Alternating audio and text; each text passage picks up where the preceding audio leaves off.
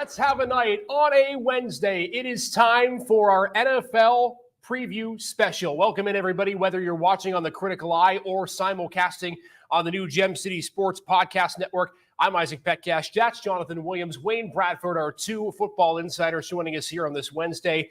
And again, whether you're watching us on the CW, Twitch, YouTube channel for the Gem City Sports Podcast Network or on Facebook, thanks again for taking some time, guys. We're less than 24 hours away. It's finally back, and the excitement, of course, beyond enthusiastic for the football season. Man, I can feel it. Like it's in the air around here, especially with our three local teams kicking off soon. Yeah, the excitement is like none other. Yeah, Thursday night football, Patrick Mahomes, Lamar Jackson. Should be a fantastic evening. And again, what could be an AFC Championship rematch, but we're going to get to that in a little bit.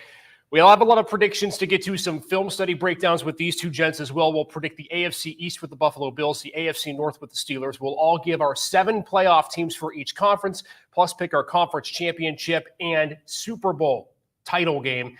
And we'll see exactly where everything goes from there. We're going to start with the AFC East. We'll go person by person as to how the standings shake out. Wayne, you're first up. Your AFC East division predictions. Here they are on the screen. Explain them out to the viewing public. Yes, I think Miami, has the best team. And, Coach McDonald, the new head coach, has changed the culture there.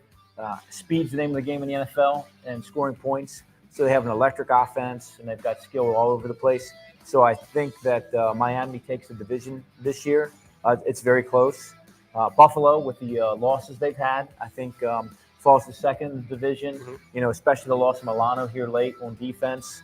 We just talked about all the speed that Miami has. I think that Buffalo has some serious questions on defense. The Jets, have the 4th easiest schedule, but I'm not sold that they can run the ball consistently, and Aaron Rodgers cannot win every football game by himself. He needs plenty of help, and the Jets are the Jets. And New England, just doesn't have a quarterback, new system, and has the most difficult schedule in the NFL. So all those things put together, I have the Dolphins winning. Jonathan Williams, over to you, your AFC East projections. Take us through what you have here. We're going to show them to you in just a second. Jonathan Williams, AFC East projections. You are on a similar line to Wayne's, but you flipped the top 2 teams. Yeah, I was just about to say we're not that far off from each other. I have Buffalo taking the division. The only reason why I went with Buffalo against Miami, I know you said Miami has a lot of weapons, a lot of speed on the outside, and it is something that worries me for their matchups with Buffalo. However, Buffalo wins the battle of the trenches, in my opinion. Buffalo's D-line has been their strong suit throughout the preseason, and it's looking to be one of the stronger parts of their defense going into the regular season. And I think that can win them a couple games. They can get pressure on Tua Tagovailoa. They can affect the quarterback at that defensive end position. So I feel like that's going to help them and kind of be what puts them above the Dolphins for me. And then, like you said, with the Jets, Aaron Rodgers can't win every game by himself. Aaron Rodgers coming back off of an injury, and he's aging. He's going to need some help. He's going to need some sort of a run game. He's going to need something to take more of the pressure off of his shoulders. I just don't see them having anything to be able to help him, and the Pats are the Pats. I'm in agreement with Jonathan Williams. Let's pull up my division projections. It's going to be in line with what Jonathan said, and I think I'm giving the Buffalo Bills a lot more credit than what the people on our panel and others are saying. I've got Buffalo at 12-5. I know, I understand the loss of Stephon Diggs, Micah Hyde, Jordan Poyer hurts, but I just think this Joe Brady offense is such a misunderstood offense. His ability to incorporate different players and not force a receiver into one specific position. I think Khalil Shakir can play a lot of the slot. That's going to help. I think you'll see the Bills lining up him and Dalton Kincaid on the same side of the football. When we've talked about bunch formations and how Buffalo could utilize that as well. And Keon Coleman's a guy who doesn't necessarily have to do much to be able to be a factor in the offense. The defensive secondary concerns me. Damar Hamlin was just named a starter today along with Taylor Rapp. But the front 4 with A.J. Epinesa and Greg Rousseau, those 2 names are a big part of the reason why I think Buffalo wins the division. Miami's going to be a playoff team at 11-6. Jets, I just can't trust that offense, even with Aaron Rodgers. New England, I give credit. I think they win 5 games. But again, I just think at this point in time, just not enough for New England to be able to be a playoff contender. All right, those are our AFC East Division projections. And now it's time to do some film study. So Wayne, you and I standing up from the main desk, and we are heading over to our big board to do some film study here with the Buffalo Bills Week 1 matchup against the Arizona Cardinals and what Kyler Murray can do for you, specifically for Arizona. Take us through a play like we saw last season with Kyler and why he can be so dangerous. Yeah, get the ball out of his hand quickly, right? Utilize the quick passing game.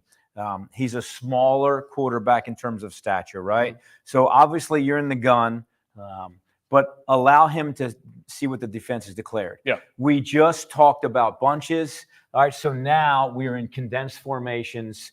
Sometimes we call stacks, right? So we have a stack, all right, and an offset back. Oh, it happens to be James Conner, right? And we have a stack over here. So we are in what coverage?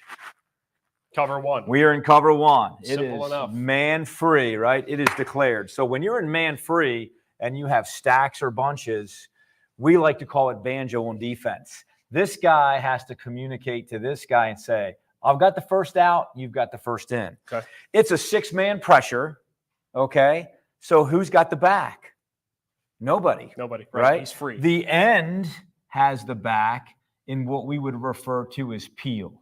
Man, that is hard to do. Because the expectation is James Conner is not a pass-catching back. You focus on Kyler. Right. He's thinking, hey, man, I'm protecting in 6-man, right? So I'm getting to the quarterback. Well, they free release. They've got the condensed splits. They get the natural pick. Easy pickings. And again, you see the motion to Rondale. Now a trips bunch, right? So now we brought another guy over. So now we've got a quad set. We've got 4 eligibles there. So now we're just going to overload, screen everybody off, look at everybody's eyes. Everybody's eyes are condensed. Everybody's stuck inside. A natural pick. Those offensive guys cheat all the time. That's a pick, right? That's offensive pass interference. But get the ball out of his hands quick. Give it to your playmakers, and James Conner's a finisher. All right, another play here from Kyler Murray that we're going to get to. But before we do, with the time we have left, Wing, because I think this is a similar play, what does Bobby Babbich's defense? We just got word from Sean McDermott. He confirmed today Bobby's calling the defensive plays. Yeah. You know him. What does he have to do to contain Kyler in the pocket in this game? Yeah, Bobby likes to, play what we call a rush front. Sure. So he's gonna play 2-3 techniques and 2 wide guys. Okay. So he's going to, make sure he gets a wide rush. He's going to give those 2-3 techniques, that line up outside. They're going to have 2-way goes. Okay. Right? So he's going to have those 2 defensive ends like you talked about, get up the field. But inside, he's going to run a lot of games and so forth. Okay. We talked about Bobby being a cover 2 team, a Tampa 2 team, right? So he's the thing that I think he won't do is he won't play Tampa 2. If you Tampa 2, then Murray's going to be able to scramble out. You're going to have a spy, right? Mm-hmm. So Bobby's going to have to do something where he's in this 2 high shell, and they're going to have to rotate to 1. So he's going to have to find a way to not declare pre-snap, okay. Run some games inside, some twists, some X stunts and those particular things, push the pocket up inside, but have someone there for Murray when he gets out of the pocket. And again, keep in mind too, Kyler Murray, he's an athletic mobile quarterback, but also has developed that pocket passing game. He can throw the long touchdown as well. So it's going to be interesting to see how Buffalo stacks up against that. And Bobby Babbich, that aggressive defense, Wayne's talked about it and broken it down a lot. He'll be calling the defensive plays, as Sean McDermott confirmed today. We're going to take a short break. When we come back, film study with Jonathan Williams, and we're predicting the AFC North with the Steelers and the Browns. What will they fare, do we believe? Coming up next.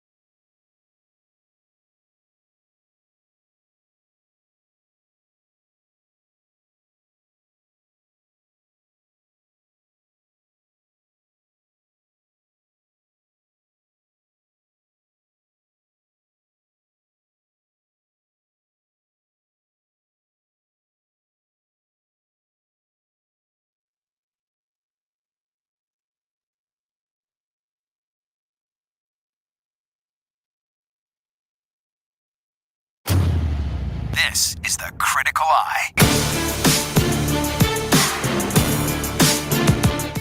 Back here on our NFL prediction show and preview show on the Critical Eye, simulcasting on the Gem City Sports Podcast Network. Isaac Petcash, Jonathan Williams, Wayne Bradford just predicted the AFC East. Wayne going with the Dolphins to win it. Jonathan and I have the Buffalo Bills, and now we go to the AFC North. Wayne Bradford is up first in a division that is certainly up for grabs. Wayne, your predictions for the Northern Division this year? Yeah, a lot of questions there. So I have my hometown Baltimore Ravens on top of the division at 12-5. I think they have a lot to prove. Really have a great roster. The additions of Derrick Henry and just some of the superstars they have on defense. Kyle Hamilton leading the way, could be Defensive Player of the Year. So I think with the new defensive coordinator, give people a little bit different looks. Cincinnati have it 11-6. I know there's a lot of questions, but they have one of the easier schedules in the NFL. They find a way to win at home, and I love Lou Amorano. He does some great jobs on defense, three-man front, and he's been the only guy who's defended the Chiefs lately. Pittsburgh, I think Pittsburgh is 10-7, has a great record, but I don't think they make the playoffs this year. And then the Browns are 9-8. Too many questions on offensive quarterback, and I think it's a 3-3 division. I think all teams win at home and all teams lose on the road. So you got to get out of this division, before you can get to the playoffs. Great point from Wayne. 4 wins in the division might be enough to be the top in the division schedule. Jonathan, for you in the AFC North, kind of the same. You flip the bottom 2 teams with the Ravens again on top. Yeah, I have the Ravens on top. Lamar Jackson at quarterback is an X factor, and then you add in the addition of a guy like Derrick Henry to run the football, and it makes your offense way more harder to stop than it already was. So I have the Ravens coming out on top in the division, and then I went with Cincinnati at 10-7 as second in the division. I know there's a lot of questions at Cincinnati. Their offensive line isn't great, and they've had trouble protecting Joe Burrow since he's come into the league. However, like you said, they've got a really easy schedule this year, and I see a lot of places being able to pick up some wins. I have them winning 10 games.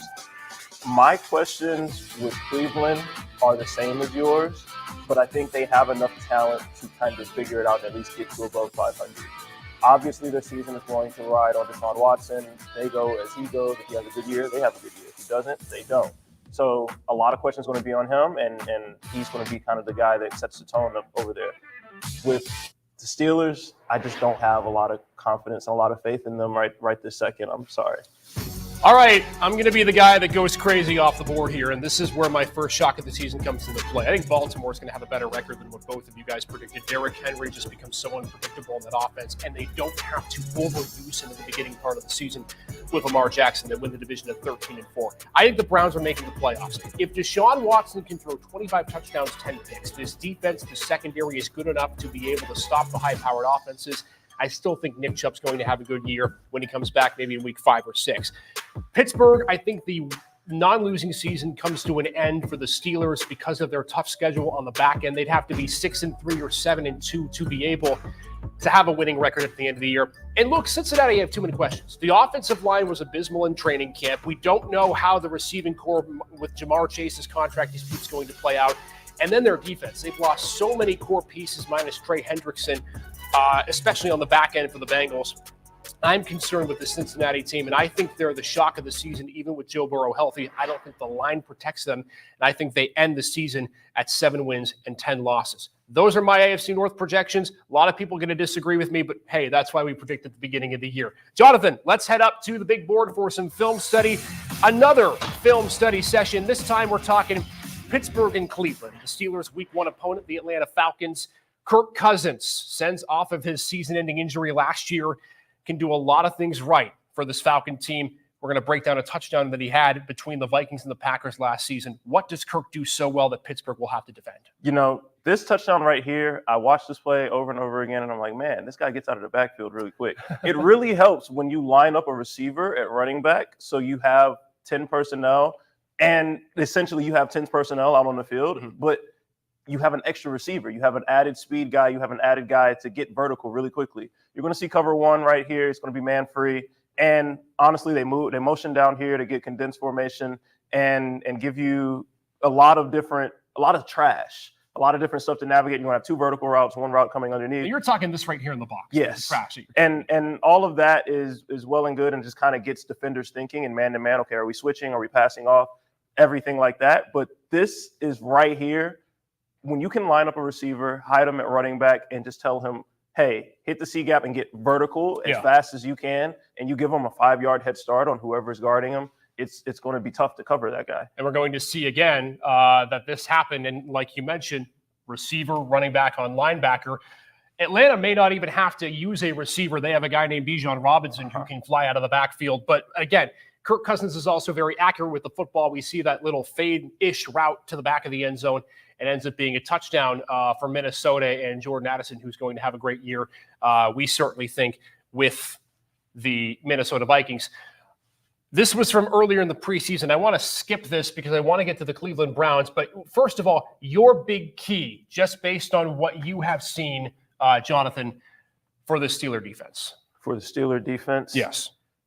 Your secondary play has to be consistent. And it's something we've talked about all offseason is you're going to have to get a lot out of Minkah Fitzpatrick. You're rotating guys at slot corner right now. You're trying to find who your guy is. Right now they're leaning towards Beanie Bishop.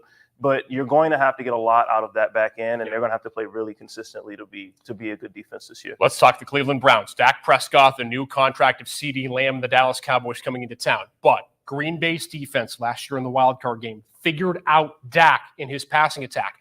Break down this defensive play from the Packers that you think Cleveland might be able to replicate in week number 1.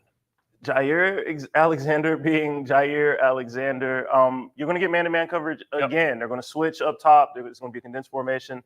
And a lot of times up top, you have different ways of playing this.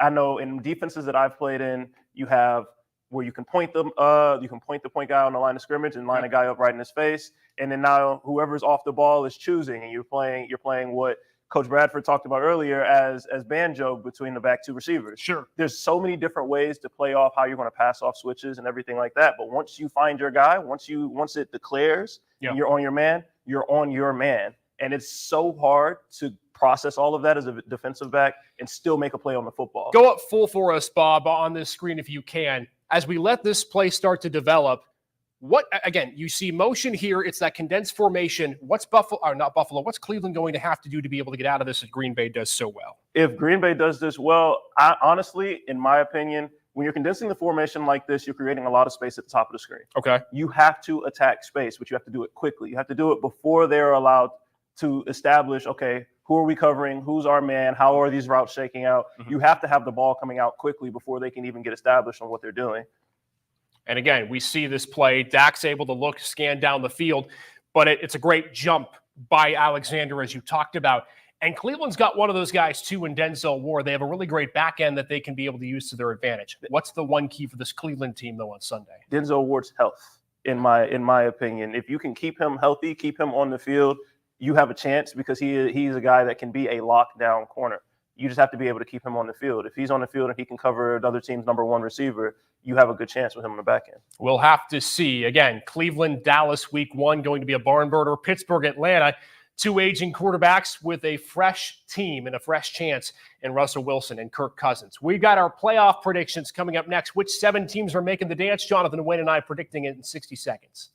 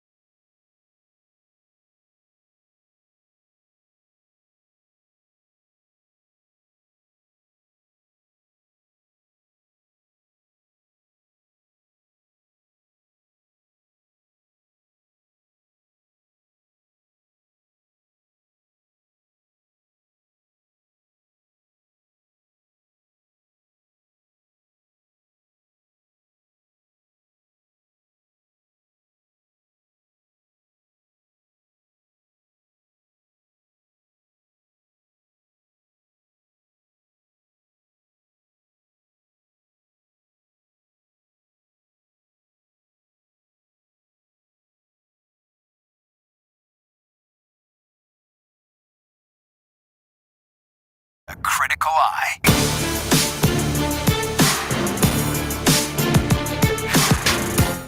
We are back with our Critical Eye NFL prediction show on the eve of the season. It's finally here, like Christmas Eve turned into Christmas morning. Isaac Petcash, Wayne Bradford, Jonathan Williams joining us. We've predicted the North. We predicted the East. We've done some film study. Now it's time to reveal who we think our 7 playoff teams for each conference is going to be. And we'll start with Mr. Bradford, and we'll start with the AFC in what's a loaded conference, Wayne, and realistically, probably 13 of the 16 teams, rather, you could say, could make the dance. Yeah, it should be a really interesting year. You know, the NFL loves parity. But here's what I have that you have up. I have Baltimore winning the North, as we talked about. The road goes through Kansas City. You and I have talked about that division. They're probably 6-0, maybe 5-1. Right. Miami, I think, squeaks it out in the East. Houston, I think, is the surprise team, right? They made it last year. Young quarterback, great talent. Love DeMeco Ryans. Going to do a great job. They could go a long way. And then on the wild card space, I have Jacksonville because, again, I think that's a weaker division. So Jacksonville and Houston maybe go 5-1 in their division if they split. Buffalo gets in at the wild card. I think, again, same thing with the division. And then I have Cincinnati squeaking in as well. There's some tiebreakers in there with those records. And then, you know, outside chance, maybe the sleeper would be the Chargers. But I think this is your 17th field in the AFC. Meanwhile, in the NFC, again, loaded with division leaders, Wayne, here's your NFC playoff predictions. Yes, I think, you know, until someone beats San Francisco, they're the cream of the crop. I love Detroit. I think Detroit's got, you know, the drive, the grit, the initiative, the staff to go all the way. Philadelphia Eagles until someone displaces them. And then, you know, in that South Division, you know, I don't know who's going to win that division. But I'll go with Tampa Bay, Baker Mayfield. He's a winner. That's what he does. Dallas squeaks in as a wild card team. I don't think they're the best team in the East. I love Green Bay. I love Jordan Love. Could make a lot of noise. And my 7th team, you know, my favorite team outside of my hometown team, Mike McDonald will get them going. Got some talent out there. Geno Smith get the ball to DK Metcalf. They'll be much improved on defense. I think Seattle sneaks in at number 7. And again, they have the defense already. Mike McDonald can come in, help the offense. Geno Smith, we know how good he was 2 years ago, has a chance to do it again this year. Jonathan Williams, you're up with your AFC playoff predictions. Can't wait to see what you have in store. There are your 7 teams. You know, we don't have very much differences on this side outside of I have Buffalo winning the East over Miami. And then I know you had Jacksonville in as a wild card spot. I have the Browns sneaking in, and it's interesting for me having 3 teams from that AFC North division. It's going to be interesting to see how it plays out, but I have them sneaking in instead of Jacksonville as that wild card. Baltimore is Baltimore, and I think their offense is going to be too hard to stop, and they're going to win the AFC North. Kansas City, Pat Mahomes is Patrick Mahomes, and when you're one of the best quarterbacks, if not the best quarterback in the league, like you change games by yourself. Your sheer presence changes games. I think Kansas City's going to come out on top in that division. I have Buffalo, and then like you said, Houston's one of those new teams, but I don't really see anybody else in their division that challenges them, honestly, and has the talent that they have, especially on the offensive side of the ball. All right, NFC time for Jonathan Williams. What do you have, sir? So, once again, similar. I have Eagles, Niners, Lions. I'm looking at that NFC South. This is one of the first times you've been able to say in a long time that the Falcons have a shot to win this division. Yes. And it's not even because Atlanta's great, but it's because the division is that bad that they are right there neck and neck with anybody else. They can lay claim to it just as easily as anybody else in that division.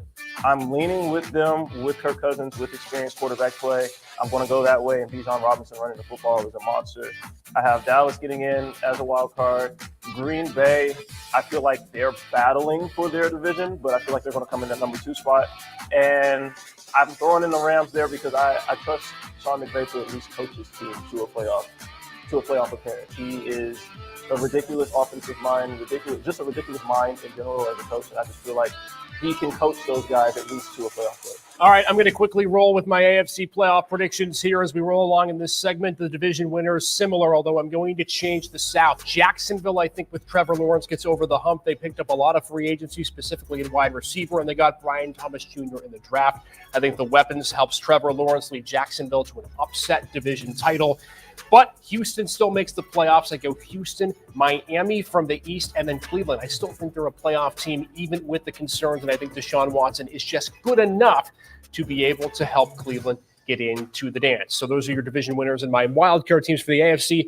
Then for the NFC, my division winners, the same with you, Jonathan. I think Detroit, San Francisco, Philadelphia, the cream of the crop. Atlanta, I think, could be a 12 or 13 win team if their defense is able to play well. Dallas is going to be a wild card team. Green Bay, too. I like what Jordan Love. And I just think with all of the talent that Chicago has brought in, Caleb Williams, if he can be even half of what CJ Stroud was, they're a playoff team. They're my sleeper. There's a shock team every single year. I'll take the Bears and rookie Caleb Williams to make the playoffs this season. We'll take a short break. Conference title, Super Bowl picks coming up next, the moment you've been waiting for when we come back.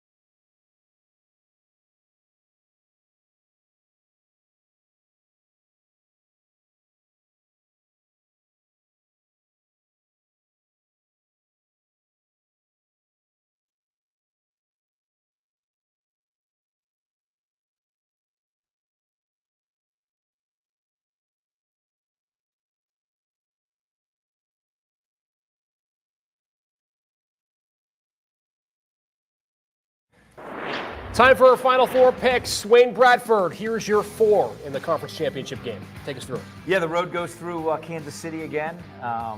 They've beat Baltimore in Baltimore last year. I think Baltimore stays committed to the run with Derrick Henry. That's the way to beat Kansas City, keep Mahomes off the field. And I believe Detroit has enough in the tank to beat San Francisco this year.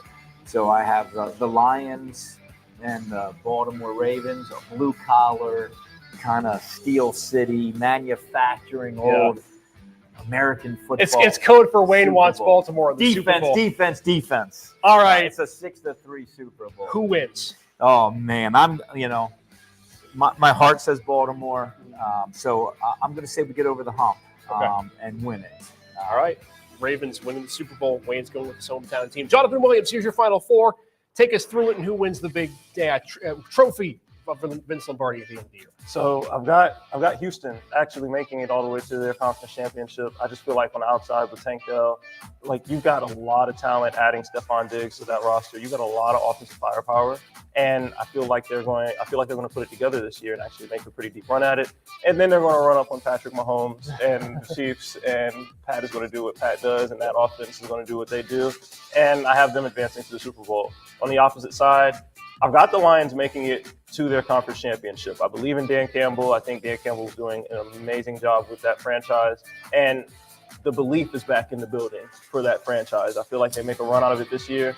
But San Francisco and Kyle Shanahan, their offense can do too many different things. They are too versatile and able to get into a lot of different sets, heavy personnel sets, spreading the field around. Like they are very versatile. And then re-signing Brandon Ayuk is huge for that offense, and I think it's going to be something that really affects them towards the end of the season, being able to rely on that guy at receiver. Jonathan Williams has a Super Bowl rematch in his championship game. Here's my final four. I think Buffalo makes it back. They're going to beat a couple of teams along the way that you wouldn't expect, but I think Kansas City is going to get them in the AFC Championship, and I think that game is played at Arrowhead. I think that's the difference in the game.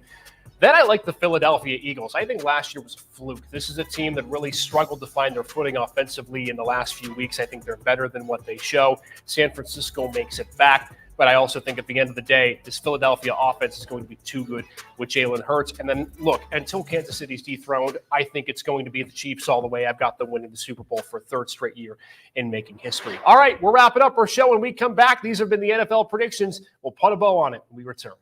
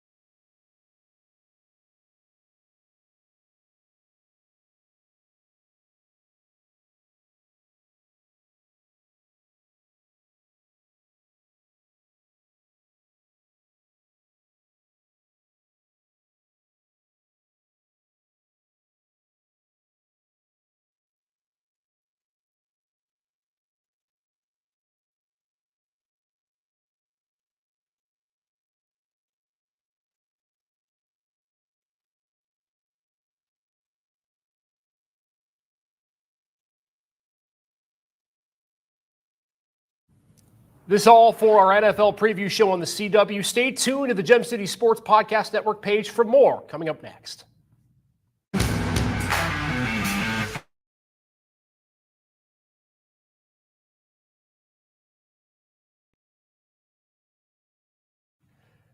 And we are back on the Gem City Sports Podcast Network. Our CW show concluded, but we've got more conversation here on our podcast network. Streaming live on YouTube, on Twitch, on Facebook, and on our Twitter pages. Welcome in Isaac Peckiash, Jonathan Williams, Wayne Bradford, some debriefs of our predictions that just came to pass, and what a crazy season it's going to be, guys. Let's start with the local teams and kind of break down further why we went with where we went. We'll start with the East, Wayne. And your thoughts on the Dolphins. Again, their offense is stacked. My concern, though, is what can they do late in the season when they have to play cold weather games? Your thought with the Dolphins in winning the AFC East? Yeah, I just think speed and the ability to manufacture plays on the perimeter and get the ball out quick. So Jonathan's point was, Buffalo's defensive line. But, the short motion and getting the ball out quick neutralizes that defensive line, right? So that's one way you attack Buffalo, especially in the weather from that standpoint. I think that Miami has some stout guys on their defensive line. The injuries down the end to the defensive ends and so forth, they were really misfortunes for Miami. I think Miami could have made a run, but they got eaten up by the Ravens and had a bunch of injuries down the line. But I think that Buffalo's just lost too much talent, and then losing Milano really hurts them. And to your point, again, Jonathan, those defensive ends rushing. When Kansas City needed to run the football, and if Babbage is in nickel and small sets, they ran out of linebackers last year. Allen can't get on the field if they can't get off the field. So I think for teams that attack Buffalo straight ahead and run the football at them, I think they'll struggle. It's interesting that you mentioned the front four and the front really seven for Buffalo, and we talk so much about the exterior defensive ends, but Ed Oliver, Daquan Jones are going to be just as important to this Buffalo defense. And if Miami, Jets, New England can run the ball, like you said, down the middle, you look at Terrell Bernard, who's been a big factor, but then Dorian Williams is going to have to play a big role in the Buffalo linebacking core, and who knows with the first-year starter for the Bills. I think, Jonathan, you and I were in agreement with Buffalo winning the division. My take on this is at the end of the day, Joe Brady's offense, and I said this on the show, I think they're misunderstood. We saw last season about how this Buffalo team did not factor in, didn't use Stephon Diggs as much as they did in the beginning part of the season when Ken Dorsey was the OC. And I think so many people said, well, why? It doesn't make sense. You have a superstar wide receiver. But Joe Brady's offense doesn't run that way. He uses multiple concepts, guys in different positions, tries to spread the field and confuse the defense. I just think this wide receiver room, for as concerning as it is on names, have enough of a skill set between slot guys and big guys on the outside and tight ends that they'll be able to make up for it offensively. My concern, though, is on the back end, and my thought is that Greg Rousseau, AJ Epinesa will be enough to be able to make up for what they lack in the secondary. Yeah, what a lot of people forget about Buffalo's offense from last season is they played better when they were able to run the football towards the end of the year. So for me, losing Stephon Diggs is huge, and he's a guy that you're not really going to be able to replace through the draft, especially not through this draft that they just had in that wide receiver class. But you have a couple guys that are all solid number 2 receivers, basically, and solid enough to get the job done, spread the ball around to all of them, have them play receiver by committee, and then really get back to what worked at the end of last season and lean a little bit more on your run game. Hand the ball to James Cook, throw the ball to James Cook. You also got tight ends that can flex out wide and create matchup problems on the edge and on the outside. So you have a lot of different weapons. You might not have that big name guy outside of Josh Allen, but I feel like they have enough weapons to be a balanced offense this year, and that might be all that they need to win this division. And it's interesting, too, because we all think that there's 2 playoff teams coming out of the East, but when you're a wild card team, you're either going to have to likely go to Kansas City or Baltimore or Miami. Houston's not going to be an easy option either. So the last thing that you want is to have to play a road playoff game, and I think that's why the East is so important for these 2 teams. Let's go to the North. And I want to start with you on this, Wayne, because you're the Ravens guy. We know this is probably the preeminent team within the AFC North. I'm just curious, though, to get your thoughts on how you would run the offense with Lamar, with Derrick Henry, all the options. What is the key for Baltimore to keep the train on the tracks, knowing what they added and what they're expected to do? Yeah, I think my frustration with Baltimore is always Lamar what he isn't. And I think when they signed him, they tried to make him a pocket traditional NFL quarterback to justify spending all that money. Let the guy play. Yeah.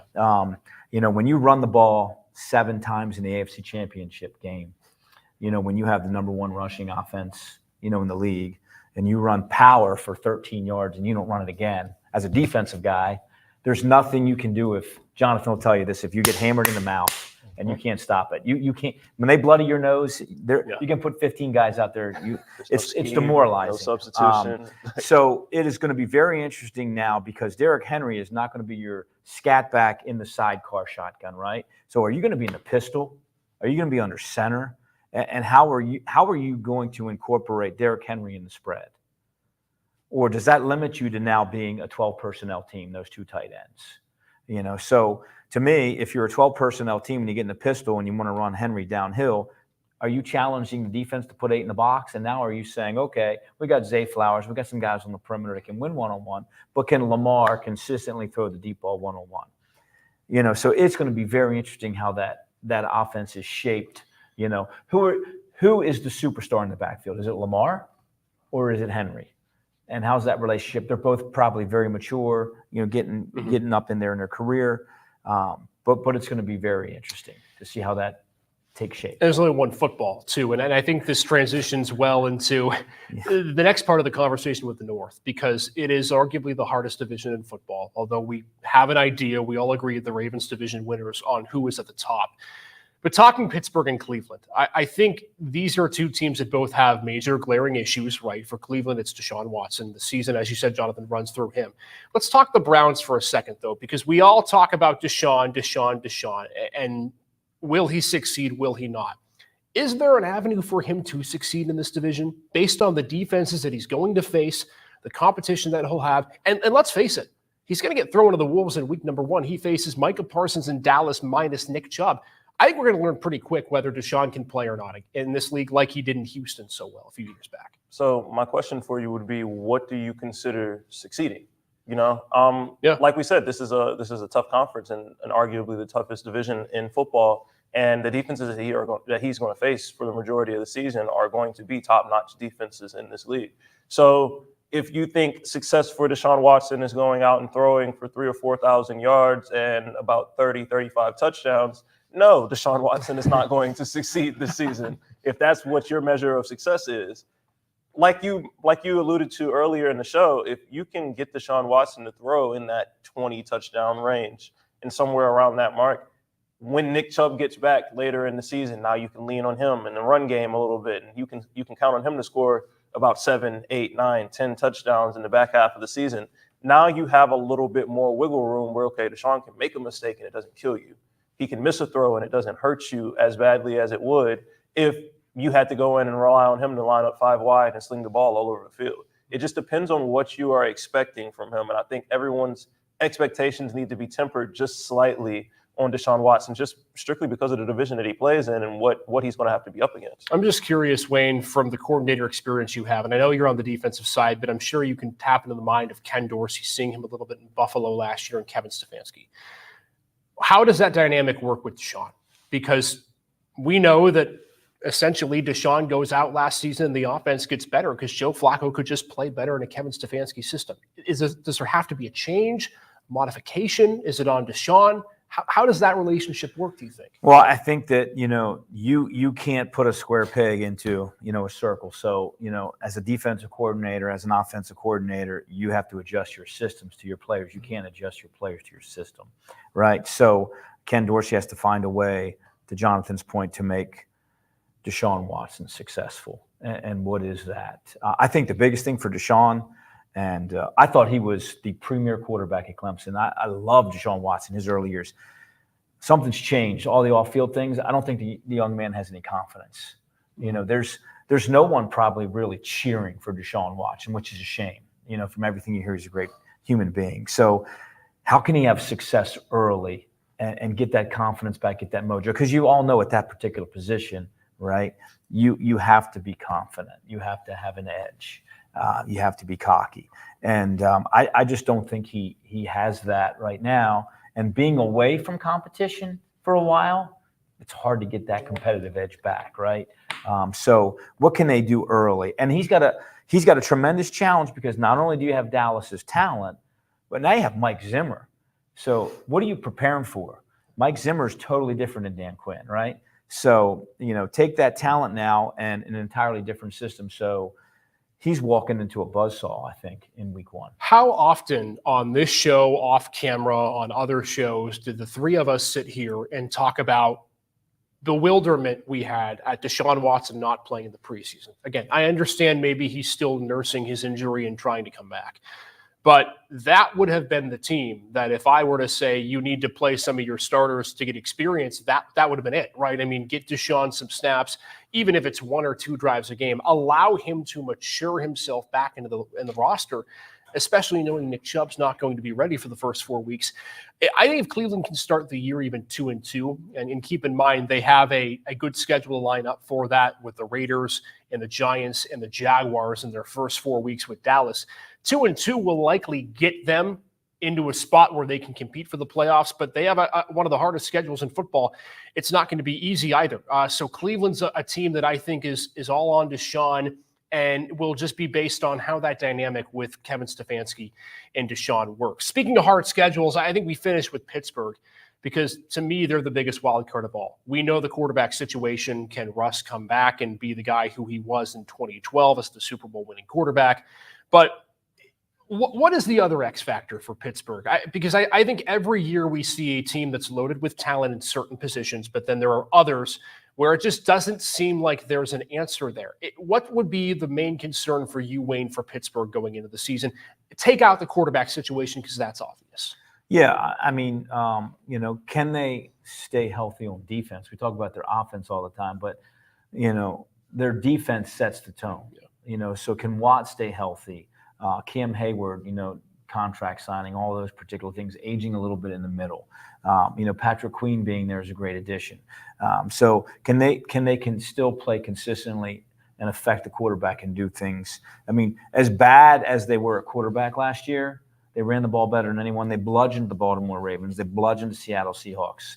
Have the same run game plan with a different quarterback and play great defense. So to me, the questions are more on the defensive side. Can we stay healthy all year? Can we affect the opposing quarterbacks? And then I think Russ will have a great year. I think he'll have a great year. I think he'll be motivated. He needs to finish strong. With what happened in Denver, that's not Russell Wilson. So I think he's in the perfect place. He may be NFL Comeback Player of the Year. It's a bold prediction from Wayne on a Wednesday. I don't disagree with you, given the offense that he's in. And I'm glad you brought up the point of bludgeoning teams with the run, because I think the one guy in this offense that doesn't get talked enough about is Najee Harris. Every year, he's a fly under the radar guy. And as you alluded to, Wayne, his best games are in the back half of the season, which will help Pittsburgh. How much of an emphasis, Jonathan, would you put on Najee Harris this season, knowing that, I know he's hurt, Jaylen Warren will likely be coming back later in the year, but how much of this offense should Najee Harris be? 20%, 30%, 70%? What say you on that? I'm going to that 30 and 40% range, and I look at Najee to have a big year this year strictly because you're hearing a lot about Jaylen Warren right now. Yeah. And there's a lot of talk around the league and especially around the media down in Pittsburgh of like, okay, is Jaylen Warren actually taking over that running back spot? Is Jaylen Warren a better option to be our number one back? I feel like you're going to get a motivated Najee Harris coming off of a 1,000-yard season last year, where it's like, I just rushed for 1,000 yards last year. You're talking about me losing my job. Okay, what more do I have to do? I think he comes in with a chip on his shoulder. And if they run the ball effectively, like you said, to your point, if they run the ball effectively the way they did last year, they're going to be in a lot of games and they're going to put themselves in a position to win a lot of games. The one point that I think we're overlooking, and I won't take credit for this point, it was made on the pod on Monday, we're overlooking the fact that Mike Tomlin is the coach of this team. And I feel like that's an X factor in and of itself of Mike Tomlin is going to find a way to get the best out of these guys. He has always done it. He's been one of the best coaches for a long time at making the best of bad situations and getting the absolute most out of his team.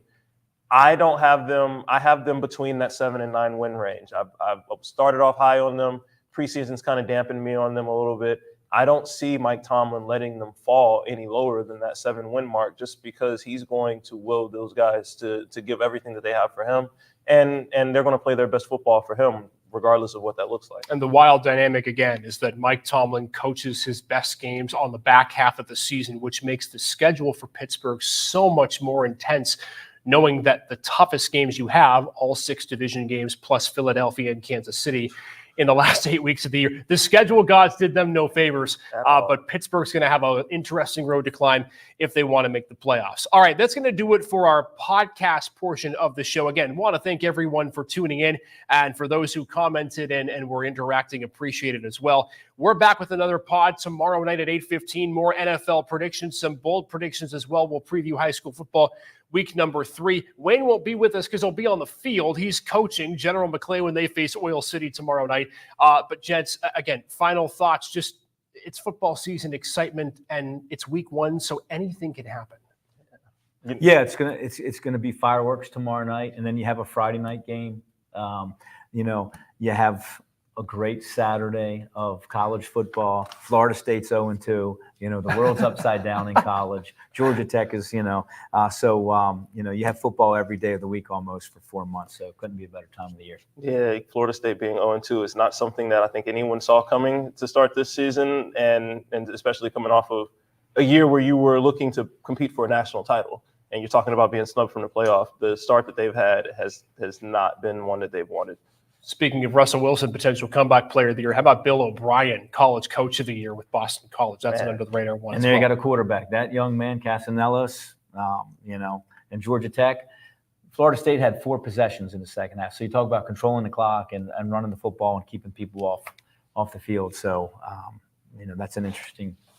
All right, we're done here. Great stuff tonight. We'll see you all tomorrow on the Gem